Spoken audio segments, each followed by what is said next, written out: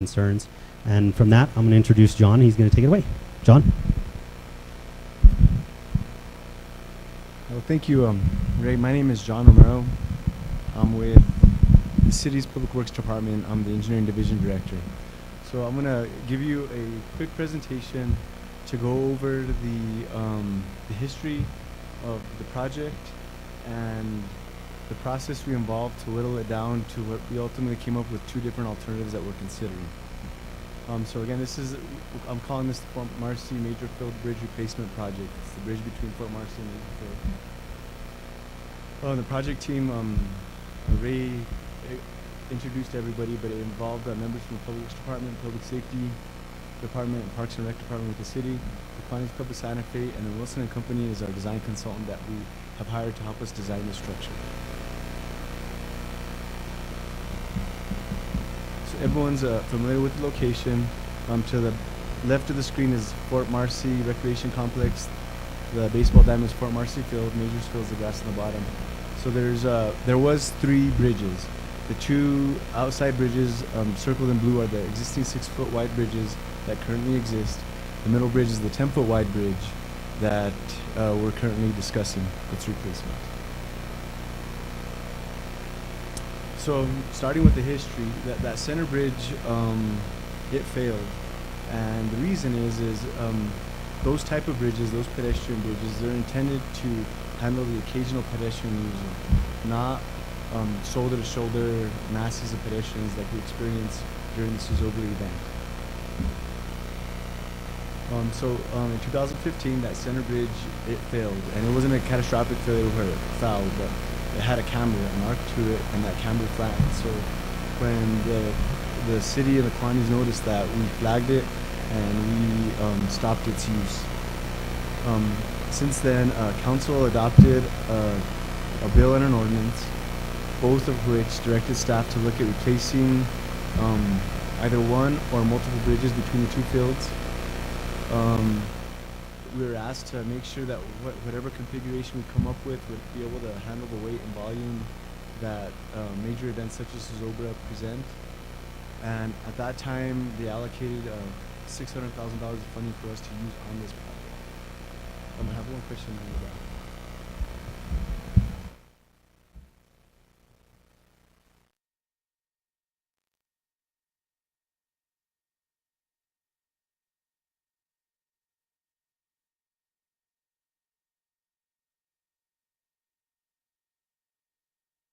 So it's a combination.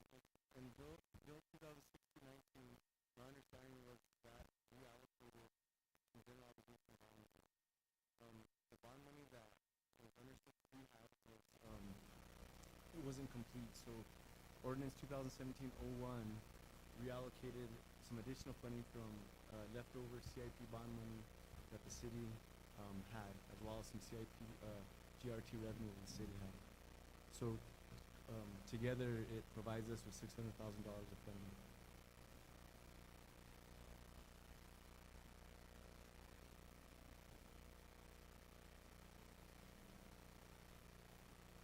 It's old general obligation bond money. I believe there's some old CIP bond money, as well as some CIP GRT cash on hand that the city has.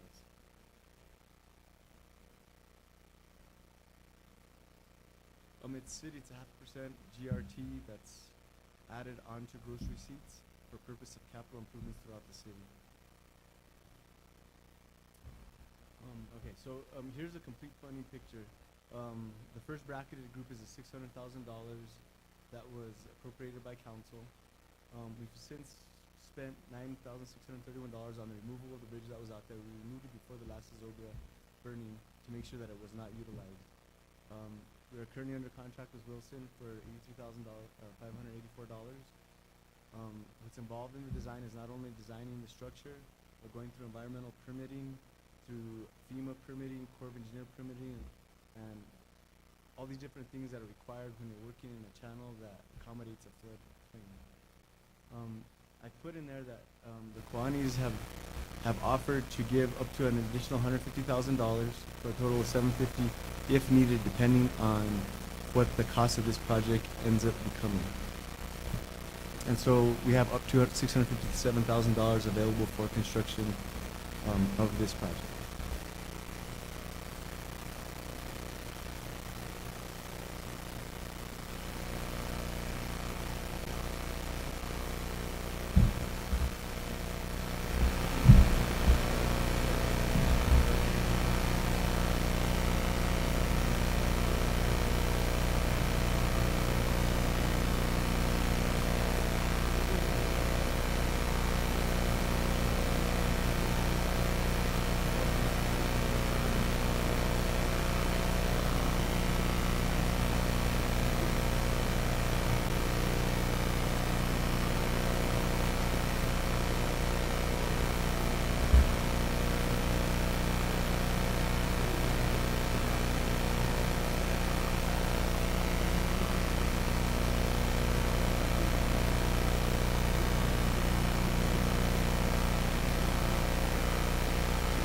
Well, so right now, council has appropriated $600,000. That is a function of city council. They've agreed to do that.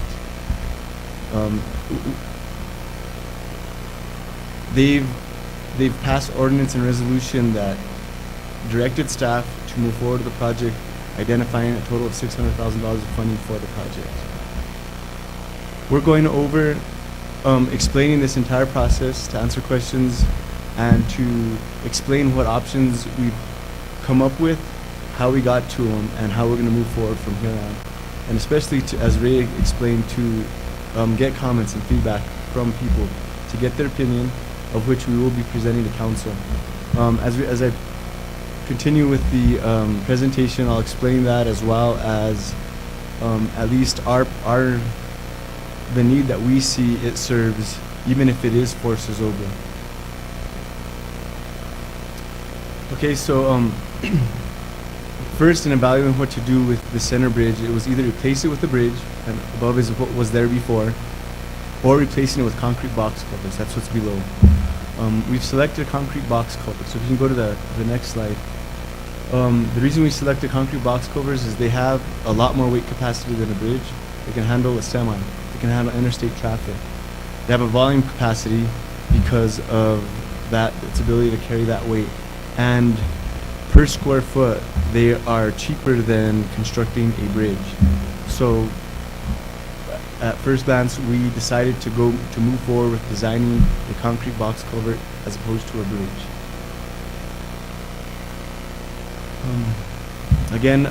So here's the same image that I presented before.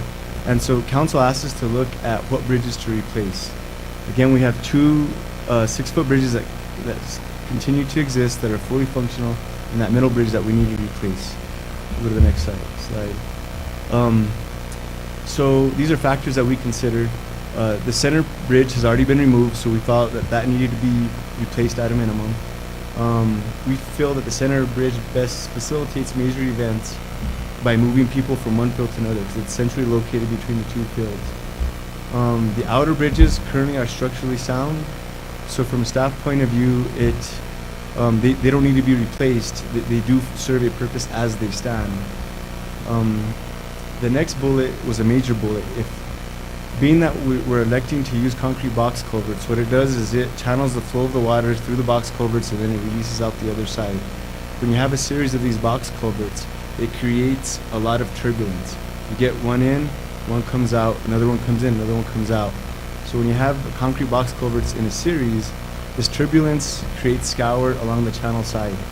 And if we were to place a series of box culverts, we would have to spend a lot of money on stabilizing the channel walls.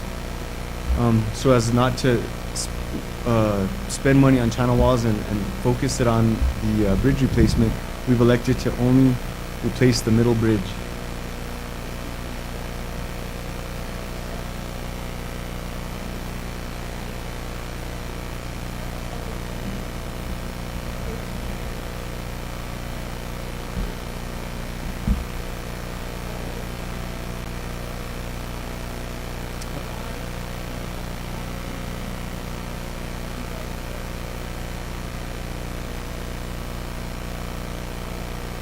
And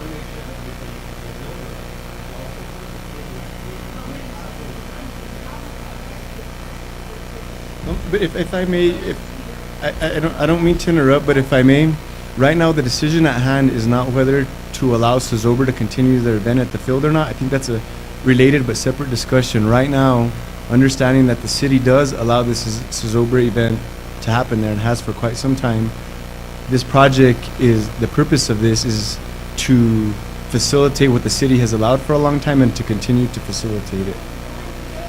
It's understood. It's understood for the one day event. It is. So that decision is a separate decision to be had. That's separate from what the intent of this meeting's for. We will guarantee present that to council, that there is a sentiment that this one-time event does not justify spending this money. That is understood as a public concern, and we will present that to council.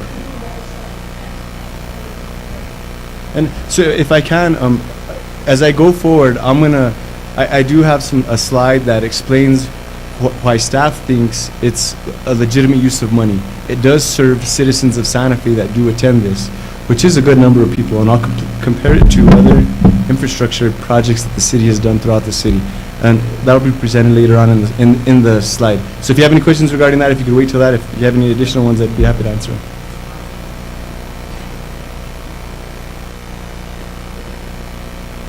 Okay, so next slide, please. Yes. And one more thing.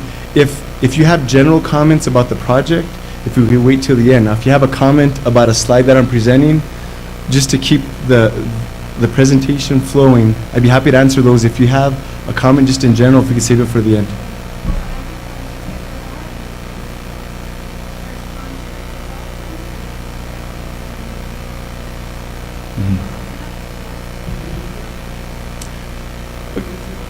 Okay, so if I can continue the presentation, please. So next slide, please. Okay, so this is a cross view of the box culverts. The water flows from right to left if you're facing Fort Marcy Field. So again, we're looking at a 60 or 90 foot bridge, and this just shows what that's going to look like. It's going to be a box culvert. We're going to put some fill over it, and for now we're going to put a base course path over it with railing on the side to protect people from falling. Those are the two options that we're currently considering. There are two options that we're currently presenting. One's 60 foot and one's 90 foot. Two separate options. The bridge will span the channel. The pipes run the length of the channel, a distance of 60 or 90 feet, depending on which option is selected. But the width of the structure is just what's needed to span the channel. Here's an aerial photo. And we have these boards up here that show this. This is the 60-foot bridge, showing what it would look like, as well as how many trees would be removed. 14 trees removed with that option. The next option is the 90-foot bridge. In that option, 15 trees would be removed. If you could go to the next slide. So these are factors that we considered in which size to use, and that will be considered when it's ultimately selected. Number of trees removed. The one thing I'd like to explain about those is they are Siberian elms. The removal has been supported by the Santa Fe Green Chamber of Commerce. They're considered invasive species. And the location of the bridge has the fewest mass of trees, whereas where the other bridges are, there are a lot more groupings of a lot more trees in a bigger group. The other factors we wanted to consider is the evacuation capacity of the 60 or 90 foot and what each are going to cost. And if I can, he's going to show a bird's eye view of the area that we're talking about, primarily with the trees. I don't know if you wanted to show that.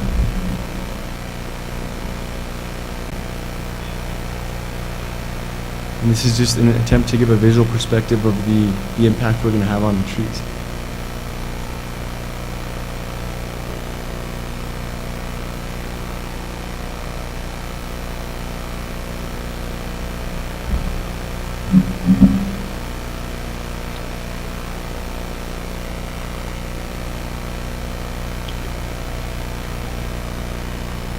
So if you could help us with that, I don't know if you have a pointer up there. Yeah, so as you can see, this is like the existing bridge. Right here, this is like the gap there. We also have a storage gap on this side.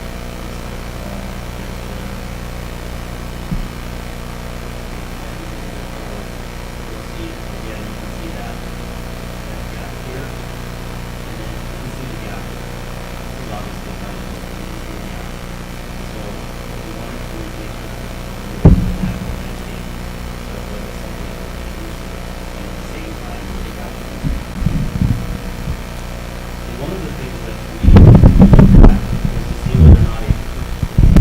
So one of the things that we looked at was to see whether or not a pedestrian bridge would actually suffice. And the problem with the pedestrian bridge is that it is created for walking traffic.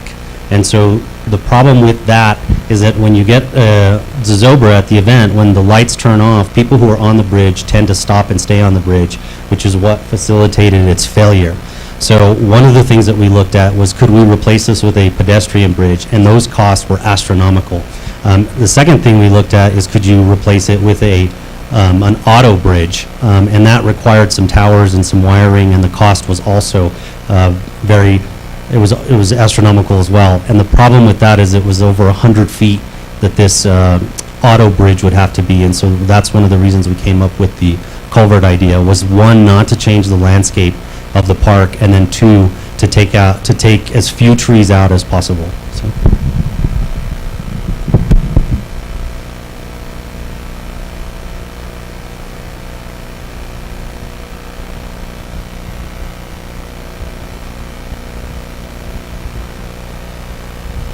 Okay, so evacuation of the major events.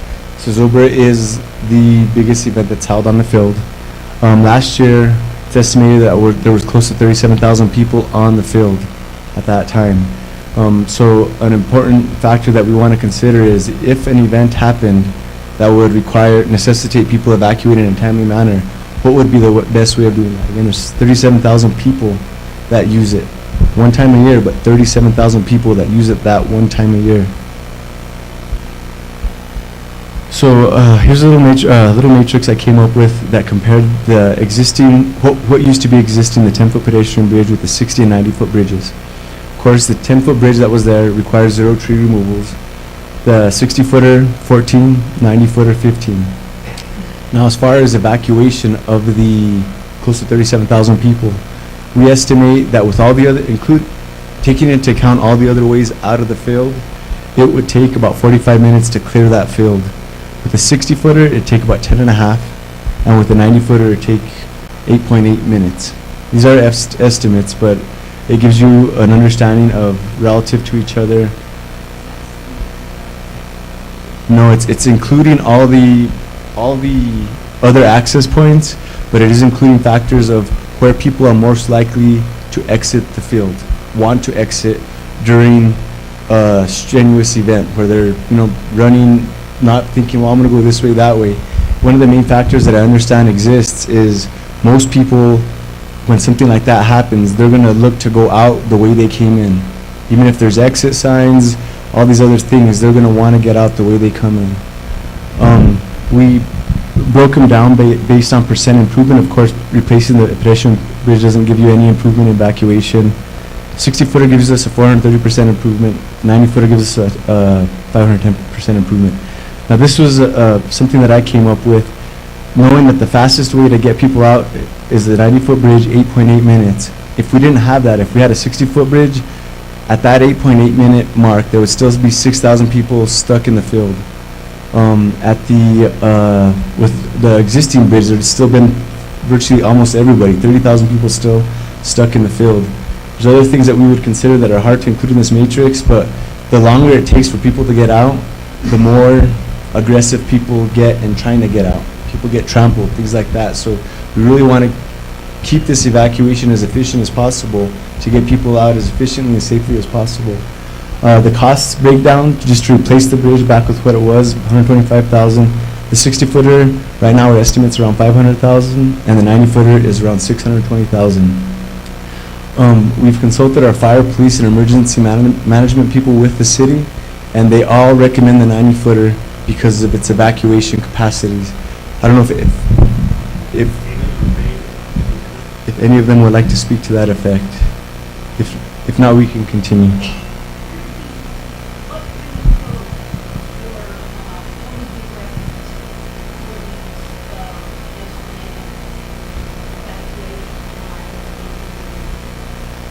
So as far as the number of people in the field, that was taken from, okay, so the ability to evacuate the field, our consultant had hired a subconsultant, that was part of the contract, to hire a subconsultant that could model this. There's a modeling program that shows that many people in there, and it puts incidences happening at certain locations of the field, and then it'll show like a bunch of little ants how fast and effective they get out of that field. It's based on a modeling software. And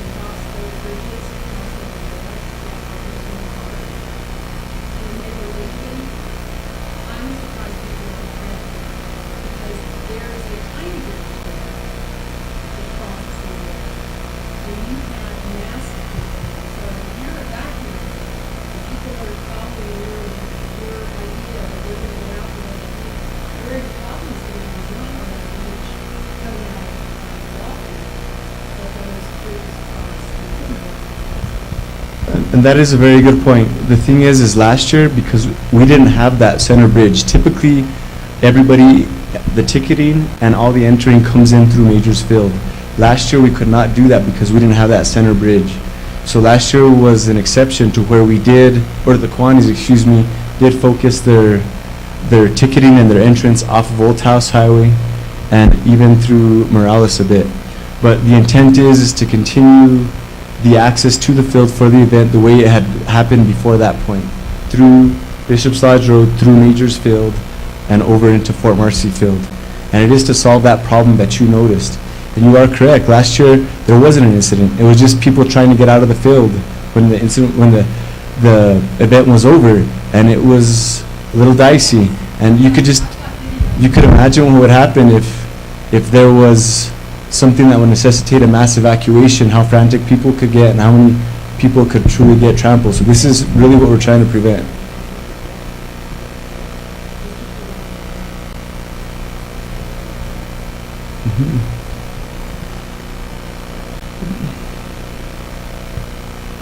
Okay, so right now, staff, we are recommending the 90-foot bridge because of its ability to evacuate people safely.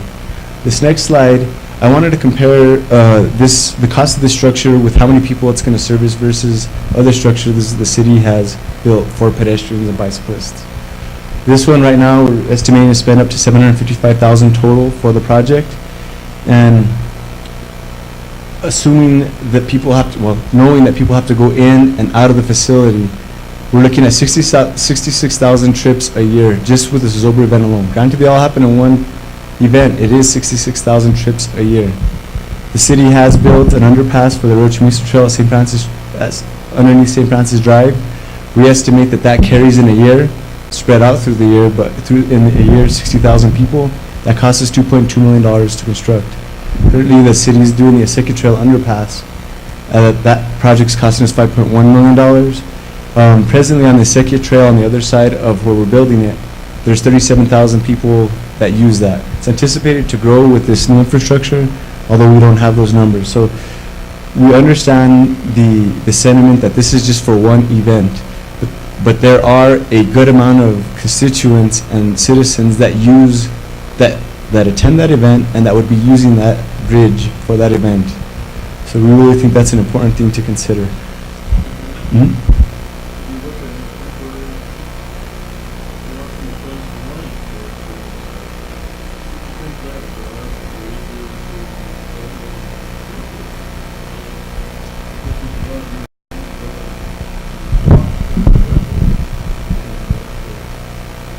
So we did, that's one of the first things that we did when I took over in 2013, and the National Guard, the the bridge that they had, the closest one was Baton Rouge, Louisiana. And the National Guard was going to lend it to us, but we had to pay the shipping here and back, and it was about $260,000 a year to get it shipped here and then get it shipped back. So, you're welcome.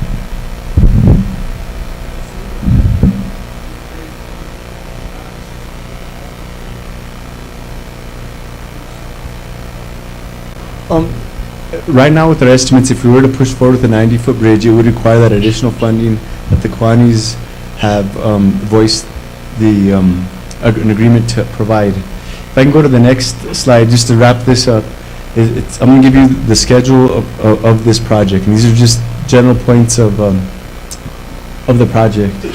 We're looking to finalize the design in March of 2017. And what we're going to do is we're going to put out a bid project that includes both options, the 60-foot and the 90-foot. Once we get these bids back, we'll have actual numbers to know how much each one costs. We'll present that to council along with recommendations from fire, from police, Santa Fe Green Chamber, with a synopsis of this public meeting. And at that time, council will be able to decide, and as well as a funding option such as additional money from the Kiwanis if needed.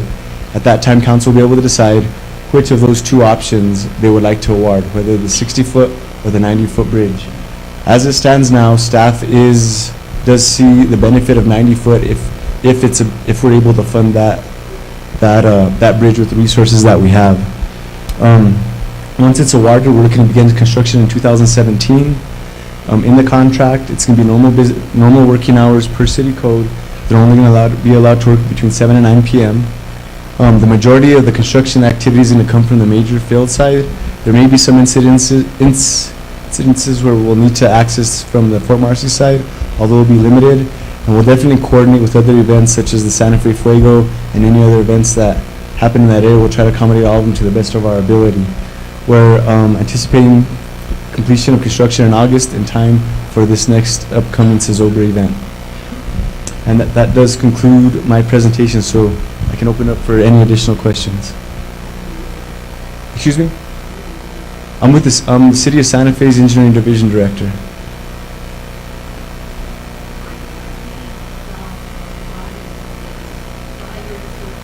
So it seems like it's either going to be a 60-foot concrete bridge or a 90-foot concrete bridge. And why do we have it as, you know,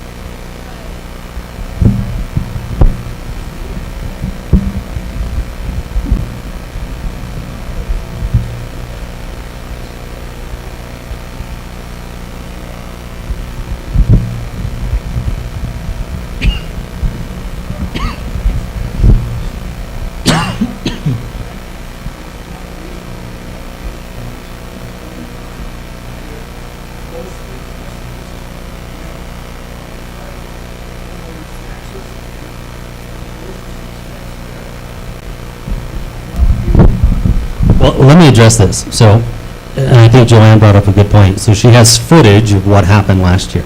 So the question is that we have done everything that we possibly can do. Part of the reason why our giving is down is because we spend $30,000 additionally since I took over on putting more light towers, fence on both sides of the streets, all the infrastructure that we pay. So $30,000 that used to go to kids, go to making sure that we're good neighbors, and that footprint that we have for our event is a good footprint. Last year was an anomaly. And so we're here to tell you, Zozobra's not going anywhere. It's not. Zozobra's home is Fort Marcy. It has been that way since 1930. It will be that way for the foreseeable future. So do you want an event that is in your neighborhood that if we have an evacuation, people are going to start running into your yards to get out or get trampled on the way or go through Joanne's yard? Or do you want to help us to have a safe and orderly evacuation? That is the question before you. The event is not going anywhere. No, that's not. You're making it, that's How so, ma'am?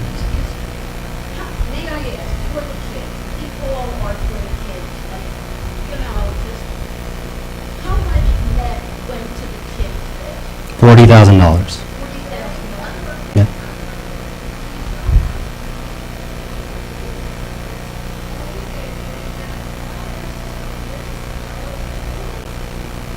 Why does the city taxpayer have to pay what looks like $650,000 so you people can give, $1,000? So let's talk about that. So I'd rather give you money for the kids, which I do anyway. well, there's two purposes that Zozobra serves, right? So first is the charitable purpose that Zozobra serves in serving the kids. But the other thing is, disconnect that. But the second thing is a cultural event that this city has put on for almost 100 years. And that city event is going to continue, a cultural city event. So take out the kids. This is a cultural event that has taken place in that neighborhood before any of these houses were here, that realtors should have warned people about because this event happens. Now, we have done everything that we can to be better neighbors. We've fenced on both sides of the street. We've made sure that we have litter patrols. We've had meetings. We spent, here's a good example. We spent $3,000 on postage to make sure that all of you guys have an idea that meetings are coming.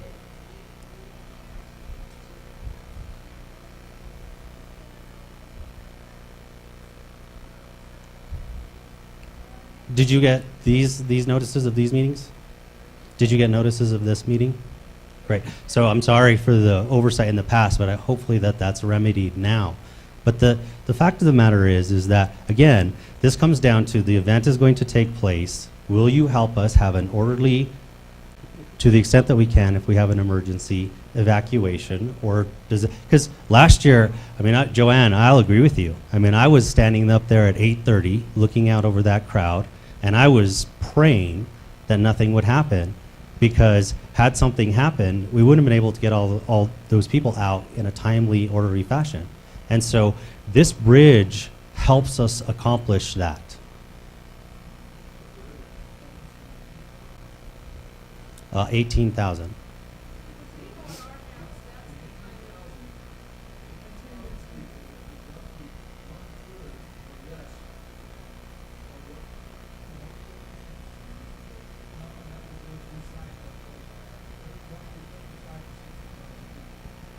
Correct.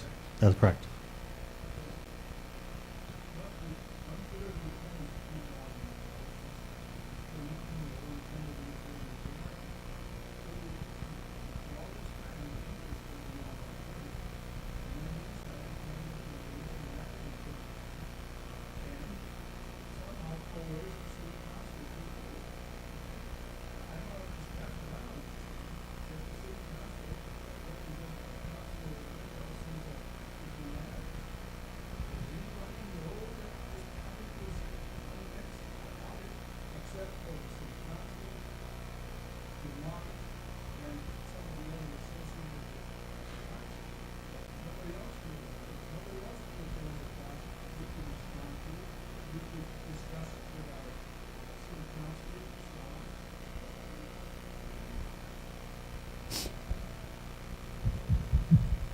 What was the date of that article, Jody?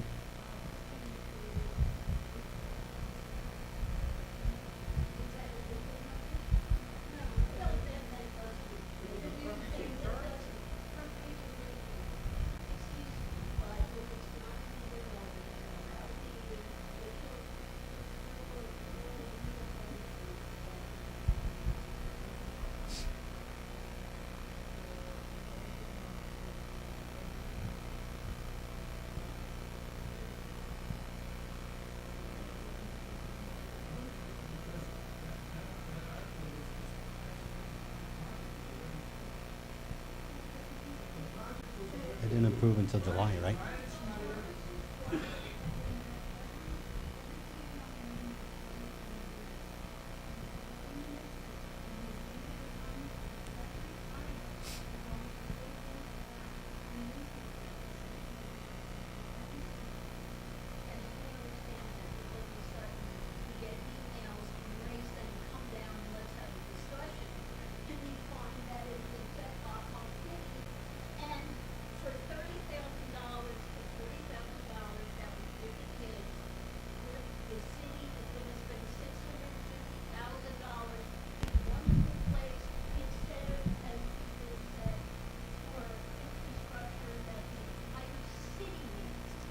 So again, as Councilor Ndal explained, it was published.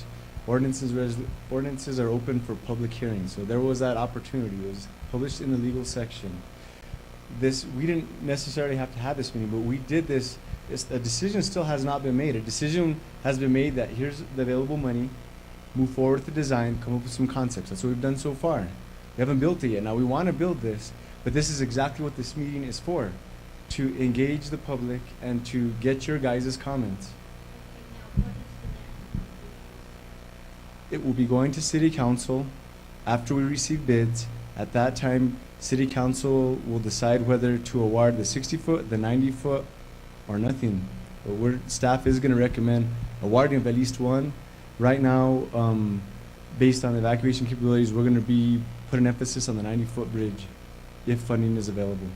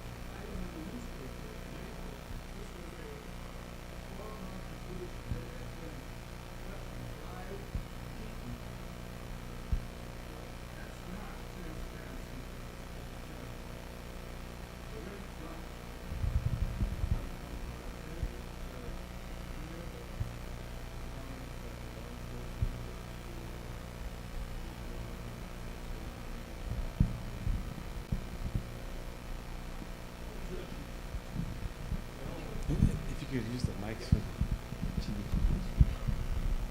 One of the reasons why the public safety sector, and I might be talking out of turn for fire, but our primary concern is public safety.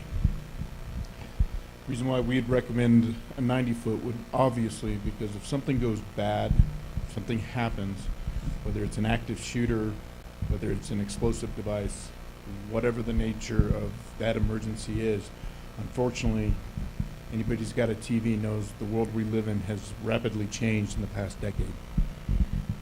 And when you have a large crowd of people in a tight, confined area, you need to be able to get them out as fast as possible. So yes, when asked what recommendation we have, as long as this event is going to continue to happen, we're of course going to recommend the fastest possible way to get people out of there. Zozobra is typically, it's what we call in law enforcement a soft target, meaning that it would not be that difficult for somebody who's willing to sacrifice their own life to do something very, very bad. So this bridge would at least help facilitate getting as many people out of the area as fast as possible. If we were able to, we do multiple security sweeps the day before, the day of, and during the event. We have all kinds of devices, things I can't even necessarily mention in here because the fact that they remain secret gives us the ability to find out if there's certain types of materials that are in the park. But we do everything we can to try to make the event as safe as we can. So that is one of the reasons why we made this recommendation. Certainly.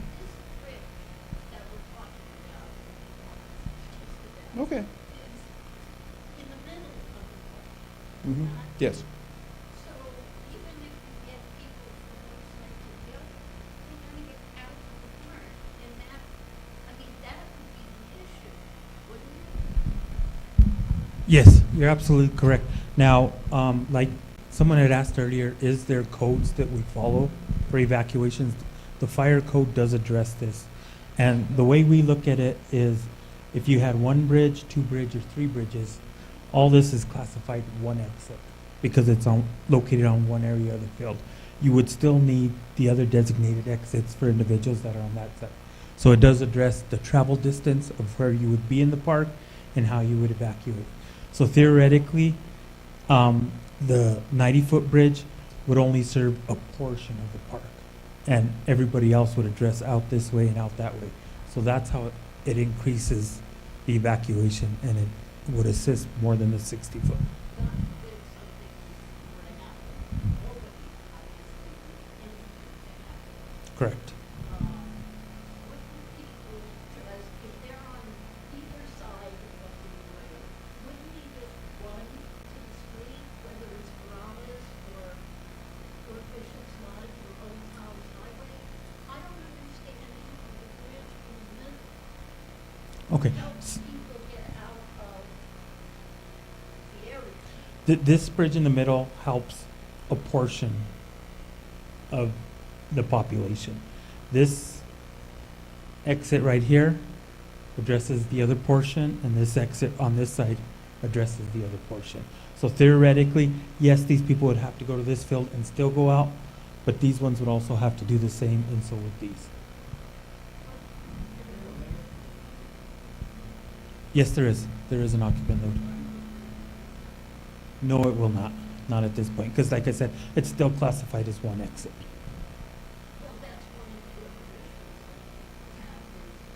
You know, once it's built, are we gonna have other county festivals in the city park?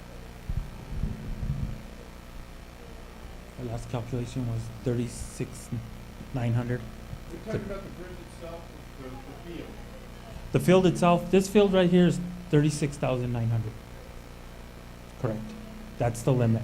And the only reason it is limited is because we do have the fencing. Theoretically, we don't put limits on outdoor activities, but because individuals are fenced in and it is, we do put a limit on it. So the question, I think it makes a bigger bridge would serve would be how many or what percentage of that? Either bridge would suffice, but the bigger bridge would increase the evacuation, the time. So we would get people out faster with a bigger bridge than we would with a smaller bridge. Well, and we address that. We clearly mark all the exits and we try to educate people and let them know, even in buildings or whatever, when you come in, look at your exits. Yeah. One of,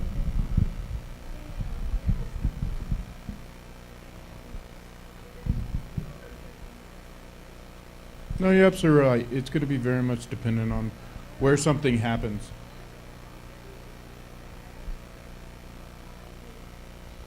But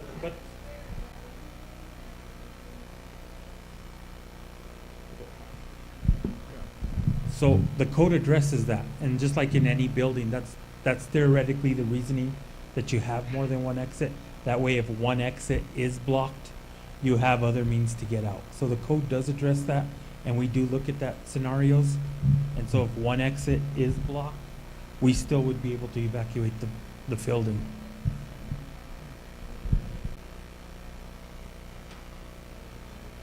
This one back here, and they have their marked exits also. Okay.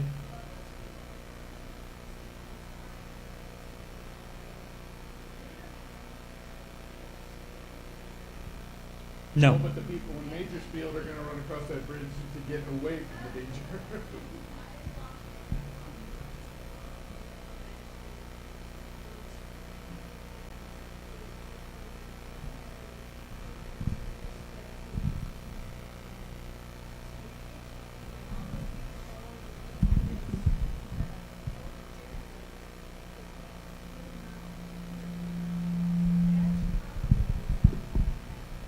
And that's why this is considered a soft target. It's not something we can 100% control. The other point that they brought up is, regardless of what happens, a lot of times, you're right. Unless something happened right there, people tend to. It's human nature. You go in, you know you can get out. And if last year, like Ray said, last year was an anomaly. If the bridge is put in, whether it's 60 or 90 or 10 feet, they're going to put the entrance back where it was. And where people come in is where they're typically going to go out. What's that?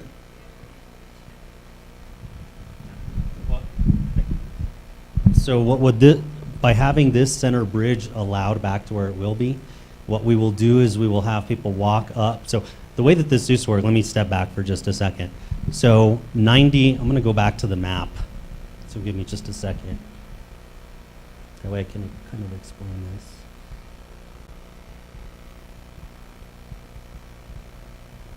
See, I actually have a better.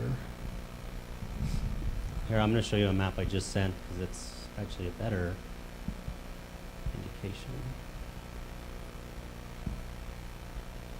So one of the things that we had been looking at and we tested this year, which it worked well except for the fact that everybody had to come in on the bridges. Give me 1 second.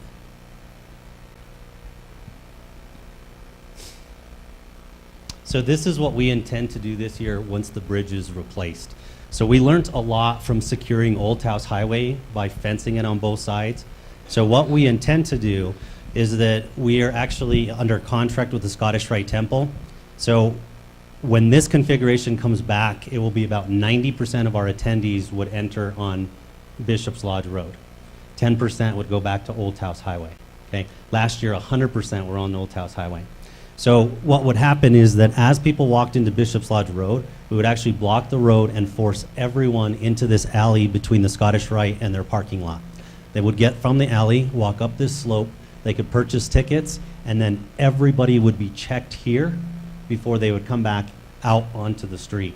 So we would have a secure place from Artist Road all the way up.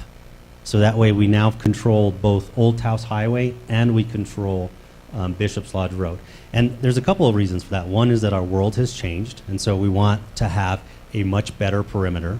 Number two was that if you look at the way things used to be, this is something that always worried me. If our old checkpoint was right here on the grass, so what happened is that you'd have people that were congregating all over here that were not checked. About 3,000 folks would be here when we turned off the lights, and they would stay there because they could watch the show for free. But the problem with that is that no one had ever checked their bags. No one had ever checked to see whether or not these were people that were suspicious. And so not only does this make our event more secure, but it makes the neighborhood more secure by going back to this system. So this is the system that we intend to use. So by the time you enter back onto the street, your ticket's already been taken and all of your belongings have already been checked. Yes, ma'am.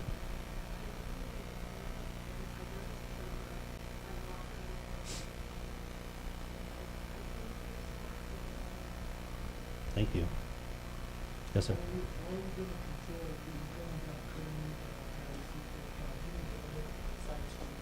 So, absolutely. So what we did, because the other thing, one thing about doing this is that you want to manage crowd expectations, okay? And so the more that you can have stress alleviated, the better off you're going to be. So what we do is we don't announce this, but we actually have ticket takers at those intersections. And we never announce it, but we're not going to tell somebody that they've come all that way down and now they got to walk all the way back to get dumped back in there. So what we do is at those intersections, we set up scanners as well as ticket takers, so that way we can handle that. And last year it worked pretty well. We had less than 50 people at Morales and Bishop's Lodge, and on the other side, we only had like 30 folks that were on Old Taos Highway and Bishop's Lodge. So we do accommodate for that, so that way we don't have to tell people to go all the way around, but we want to keep that kind of on the down low. We really want everyone to come up this way so we can keep control and check them. And Joanne, I'm curious, I know the bridge situation didn't work, But fencing on both sides, was it better this year for you guys? See, and that's what we intend, what we want to do is replicate what we learned on Old Taos Highway this year, replicate it on both sides so we can control that a lot better and then make sure that everybody is checked. But again, we would prefer that 90% of our crowd come in this way rather than through Old Taos Highway. And the simple fact of the matter is those bridges are too skinny. And we found that out, but we had no choice. And you know, I understand transparency, and I apologize if we didn't make this clear. My concern was to get a replacement bridge as soon as possible because I did not want to go through one Zozobra without a center bridge. And I'll tell you that from about 8 o'clock on, my heart was racing because I knew that if something happened, that was it. We were going to lose some folks, to be quite honest with you. Yes, ma'am.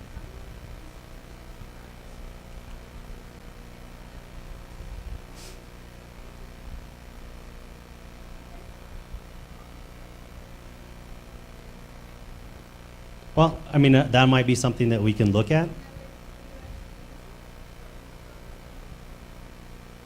Well, you know, that's something that we can talk about. I mean, I think that the city supports other events in other ways, and we want to make sure that we're being treated fairly. I mean, no one's getting rich at Kiwanis. This is going back to our kids. And you know what? I would love to get back to the days where we used to give $120,000 a year. Deborah, you remember those days. One time we almost gave $180,000 a year. I can't do that anymore. I have to pay for security, I have to pay for road closures, I have to pay for security, double fencing. All of these things are what eat into those profits in order to run that event. And again, it's two things. It's not just that we're trying to raise money for kids, it's that we also have this cultural event that we're the keepers of. And that is our first sacred duty. When Schuster gave this to us, he didn't say run this and go make money for kids. He said run this and make sure that the city of Santa Fe always has this event.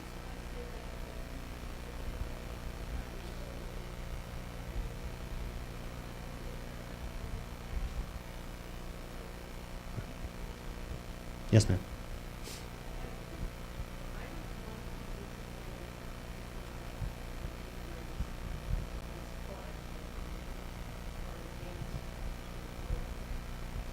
It's just that with budgets as tight as they are, and, you know, deficits that everyone is worried about, a lot of us believe that the money, that bond money and improvements can be where it affects more citizens. And let's just talk about that. And I agree with you, but there's two things. One, right, is that these are citizens because the Boys and Girls Club that has that new playground that we just built, those are our future citizens who are playing on that. But we're also, now that Zozobra's on Labor Day, and yes, sir, you're right, we have increased the crowd size, but I will also say, and Lieutenant's here, that the first year that we did that, we had no reportable calls. The second year we had 1 arrest, and last year we had 4 arrests, 3 of which were off-site.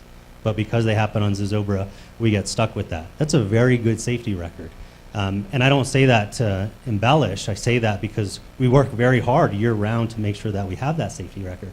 But the other thing is that you're seeing, you know, Randy Randall came to me and said, you know, this is ridiculous. You're putting Zozobra on Labor Day. You're never going to help us in terms of GRT taxes. We are. If you look at what's happening right now and the time that people are now staying over here, they're not just coming in on Friday and then leaving to Taos. They're actually staying the weekend. That helps us. So we are putting money back into the city's coffers. We are being, the #1 Instagrammed for the entire city of Santa Fe for the year was Zozobra. And number 6 was Zozobra. So there are benefits to the city because that tax base that comes back and helps pay for some other things as well. So it's not as if we're just taking.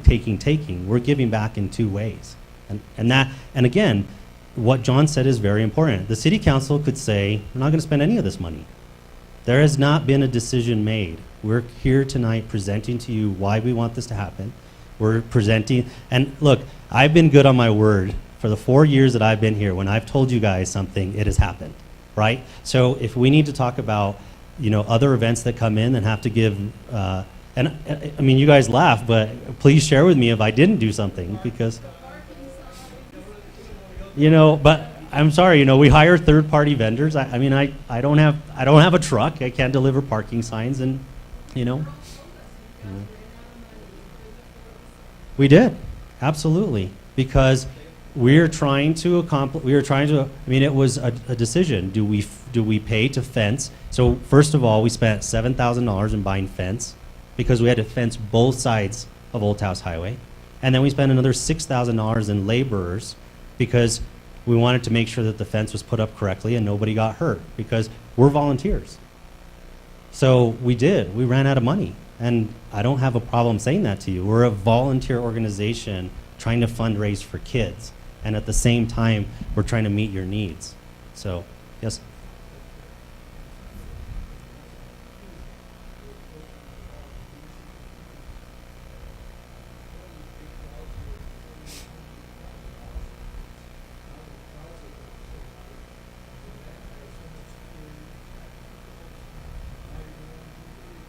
Actually, it's the opposite.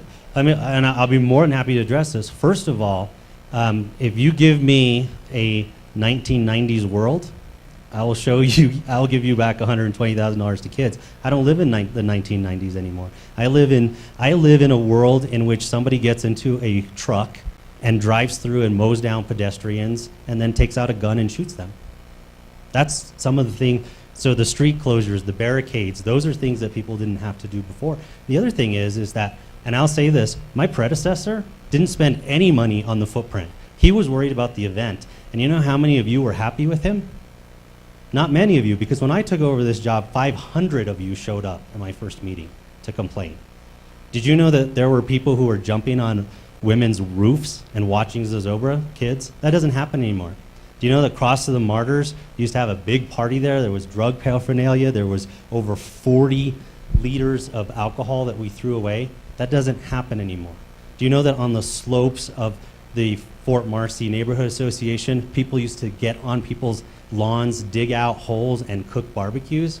That doesn't happen anymore. But it doesn't happen because we put resources into that. But it's true. And so there might be some shortcomings like street signs, but it... Right. That's as over as enough. So I get it. And the reason that we're here is because we understand that this is a burden on you. We get it. We totally understand that.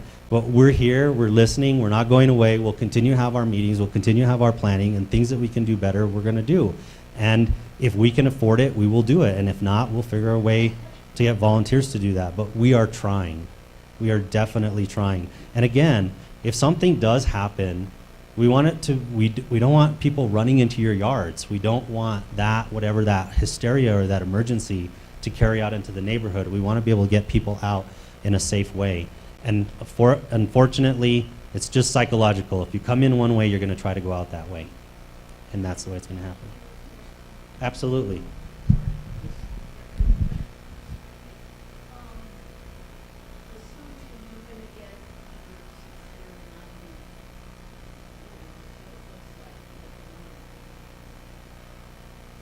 Does that mean that because of their capacity that we're going to have bunches of more of this kind of stuff? I mean, that's another worry that people have.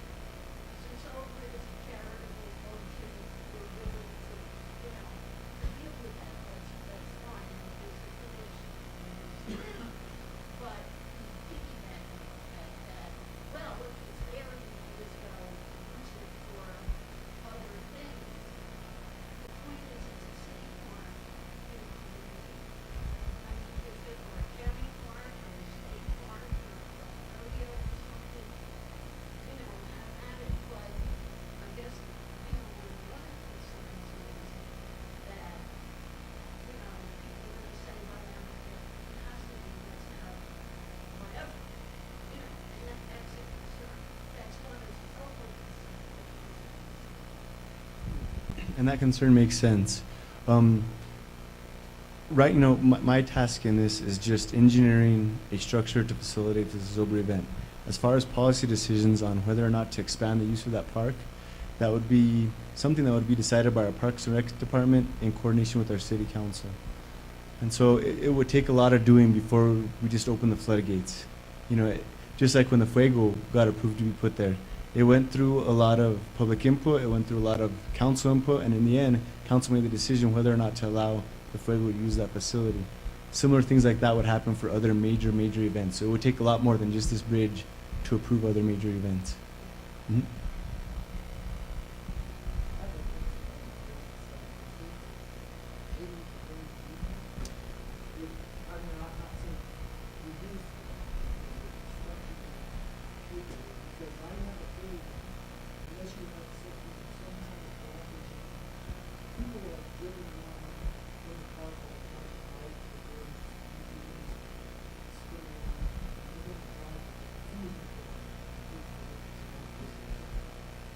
So it's, and I keep on misquoting it as a bridge, it's concrete box culverts, and it can hold a semi, fully loaded semi. Now, as far as people wanting to use it, when Zozobre is not open, that field is closed.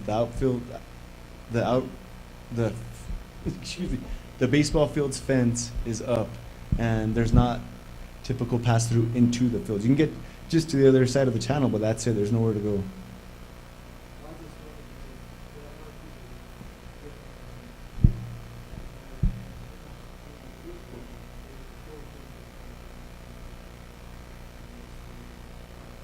It would not collapse. And that example that I showed you, that's exactly what we're going to be building, but that was a roadway application. On that picture, there was a road going over. I just try to find some on the internet that represent what a concrete box would look like. So, yes, they're designed to withhold a lot of weight.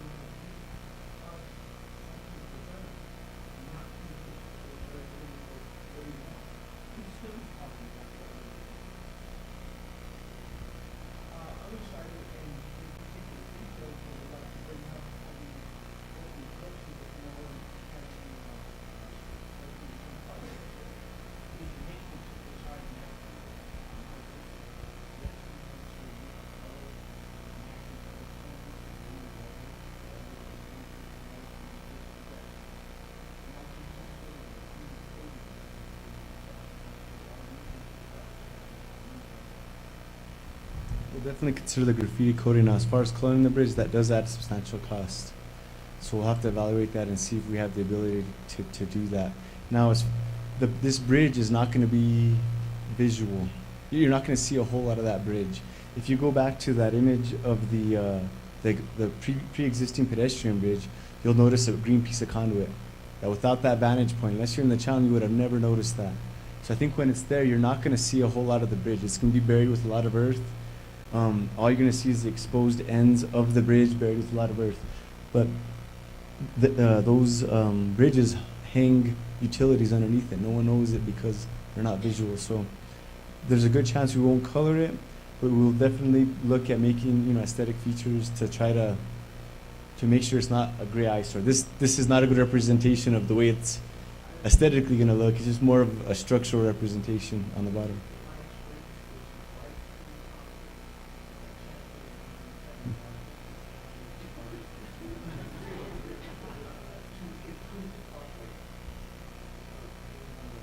That makes sense.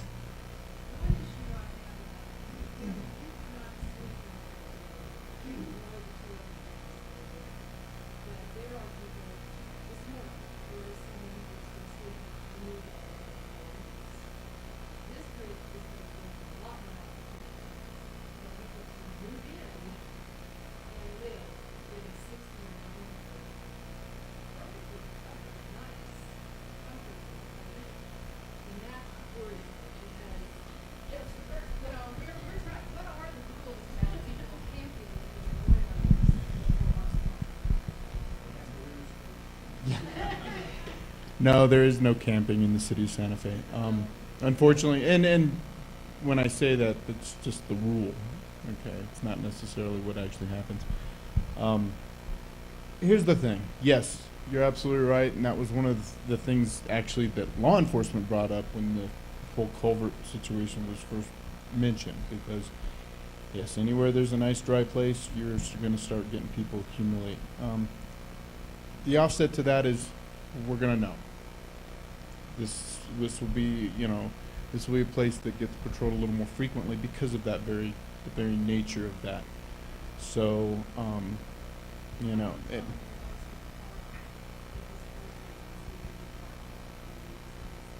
okay, I'll let our graveyard lieutenant know, and knowing him, right by Bridge 1. Okay, so we'll get somebody over there. Sometimes, and here's the thing, sometimes when you tell one department, it doesn't get transmitted to another department. So in the future, what I would suggest, you see somebody camping in the park, call the police. Okay? Because camping is illegal in the city of Santa Fe. So don't be afraid. You see somebody suspicious. Now, just because they're walking in the park doesn't mean they're suspicious. There usually has to be a decent reason why. That's fine. I'll let our graveyard lieutenant know. But that was one of our concerns. We actually brought it up. But knowing that this exists, it's just like the new tunnel at the Divergent Diamond. We're running bicycles through there every once in a while because, again, it's another dry place. The crossover at the Evacuation Trail, same place. I mean, these are, once we know about them, we know that they could be a place where people congregate. So.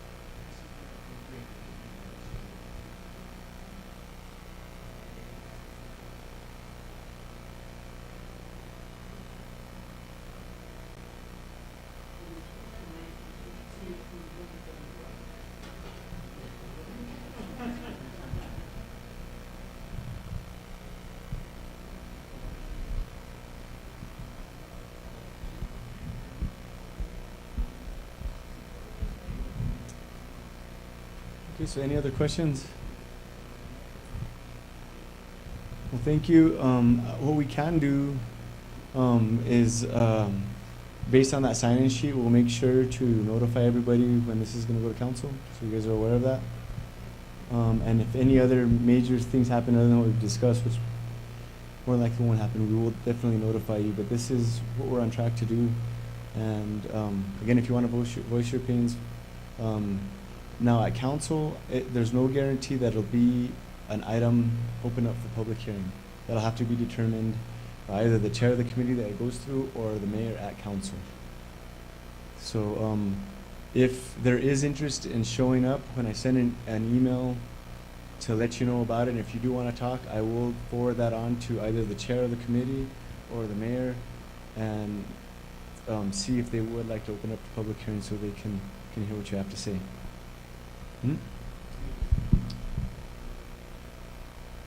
So I just want to say thank you for coming out and listening, and You know, I always appreciate our conversations, and I always learn from them. I'm going to send out an email. I'll send John's contact information so you can get to him directly. We'll also send out the PowerPoint, all of the exhibits that you had today. And also, I just want to say a huge shout out to our folks in multimedia for streaming this. And so we've recorded this, and so we'll be able to send that as well. So if you have neighbors who weren't able to attend, that they will be able to at least listen.